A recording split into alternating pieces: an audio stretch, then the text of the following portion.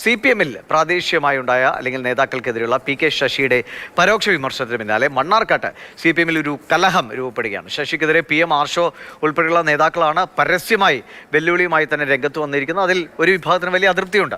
പ്രശ്നങ്ങൾ തെരുവിലേക്ക് വലിച്ചിഴക്കുന്നത് കമ്മ്യൂണിസ്റ്റ് ശൈലിയല്ല എന്ന് CPM സംസ്ഥാന സമിതി അംഗം NN കൃഷ്ണദാസ് കുറ്റപ്പെടുത്തുന്നു. മണ്ണാർക്കാട് ഇപ്പോൾ നടക്കുന്നത് കമ്മ്യൂണിസ്റ്റ് ശൈലിയല്ല എന്നും കൃഷ്ണദാസ് ആരോപിക്കുന്നു. ഞങ്ങളാകെ കാരക്കാമുറി ഷൺമുഖനാണ്, ഞങ്ങളാകെ ബിലാലാണ് എന്നൊക്കെയാണ് ഈ ചില ഉച്ചാളി ചട്ടമ്പികളുടെ വിചാരം. ഇന്നലത്തോടെ മണ്ണാർക്കാട്ടെ സർവത്ര മനുഷ്യർക്കും ബോധ്യായി കാരക്കാമുറി ഷൺമുഖനുമല്ല ബിലാലുമല്ല പാട്ടക്കം ബഷീർ മാത്രമാണ് എന്നുള്ളത് ഈ നാട്ടിലെ അവസാനത്തെ മനുഷ്യനും ബോധ്യായി. അങ്ങനെയല്ല പാർട്ടി പ്രശ്നങ്ങൾ പരിഹരിക്കാറുള്ളത്. പാർട്ടിയിലെ പ്രശ്നം പാർട്ടി രീതിയിലാണ് പരിഹരിക്കുക. പാർട്ടിയുടെ മുമ്പിൽ വരട്ടെ, പാർട്ടിയുടെ മുമ്പിൽ വരുമ്പോൾ ഏതാണ് ശരി ഏതാണ് തെറ്റ് നോക്കി അതിൽ ഉചിതമായിട്ടുള്ള തീരുമാനം പാർട്ടി ആ സമയത്ത് കൈക്കൊള്ളും. തെരുവിൽ വെച്ച് പാർട്ടി പ്രശ്നങ്ങൾ കമ്മ്യൂണിസ്റ്റുകാർ പരിഹരിക്കാറില്ല. അത് കമ്മ്യൂണിസ്റ്റ് പാർട്ടിയുടെ രീതിയല്ല, അല്ലാത്തതൊന്നും കമ്മ്യൂണിസ്റ്റ് ശൈലിയല്ല. G. പ്രസാദ് കുമാർ പാലക്കാട് നമുക്കിപ്പം വിവരങ്ങളുമായി ചേരുന്നുണ്ട്. പ്രസാദ്, ഇതിലെ കാര്യം ഇപ്പം മേരി ടീച്ചർക്ക് ബിലാൽ അല്ലാതെ മറ്റു മക്കളുണ്ടെന്ന് PM ആർഷോ ചുമ്മാതെ അങ്ങ് പറഞ്ഞു പോകില്ല. കമ്മ്യൂണിസ്റ്റ് ശൈലി അല്ല എന്ന് NN കൃഷ്ണദാസ് പറഞ്ഞാൽ പോലും കാര്യമില്ല. കാരണം ബ്രാഞ്ച് കമ്മിറ്റി അംഗം മാത്രമാണ് PK ശശി. വേണമെങ്കിൽ നടപടി എടുക്കാം, പക്ഷെ അത് എടുക്കുന്നില്ല. കാരണം KTDCയിലെ ചെയർമാൻ പ്രൊഫൈൽ തന്നെ വേറെയാണ്. അപ്പോൾ മുഖ്യമന്ത്രിയുടെ ഇടപെടൽ ആവശ്യമാണ്, സംസ്ഥാന നേതൃത്വത്തിന്റെ ആവശ്യം.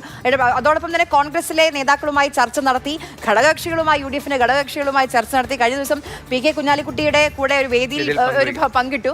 അപ്പം കുപ്പായം തയ്ച്ചു വെച്ചു എന്നുള്ള രീതിയിലാണ് സൂചനകളൊക്കെ.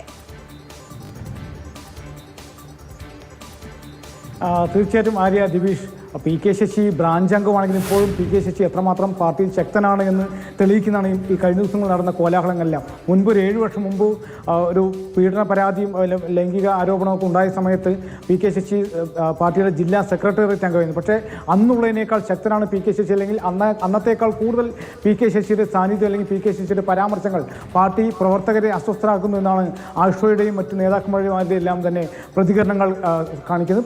കൃഷ്ണദാസ് പറഞ്ഞതിൽ ഒരു കാര്യം, പാർട്ടിക്ക് മുന്നിൽ ഇതുവരെ അങ്ങനെ ഒരു ജില്ലാ കമ്മിറ്റിയിലോ അല്ലെങ്കിൽ ജില്ലാ നേതൃത്വത്തിന് മുന്നിലേക്ക് ഇത്തരം ഒരു പരാതി PK ശശി മണ്ണാർക്കാട് ഒരു ചടങ്ങിൽ നഗരസഭയുടെ UDF ഭരിക്കുന്ന നഗരസഭയുടെ ചടങ്ങിൽ പങ്കെടുത്തൊരു വിഷയം ചർച്ചയ്ക്ക് വന്നിട്ടില്ല.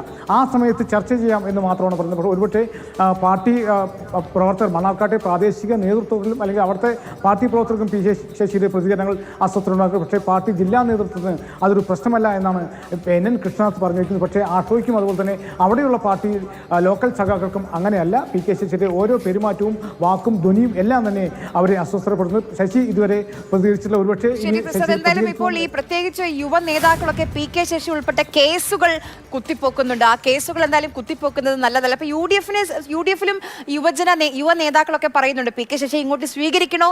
ആ കേസുകളൊക്കെ കോൺഗ്രസിലെ ചില യുവ നേതാക്കളൊക്കെ ഓർമ്മിപ്പിക്കുന്നുണ്ട്, എന്തിനായിരുന്നു PK ശശിക്കെതിരെ നടപടി വന്നത്, അന്വേഷണം വന്നതെന്നൊക്കെ. എന്തായാലും അതൊക്കെ വീണ്ടും ചർച്ചയാവുകയാണ്.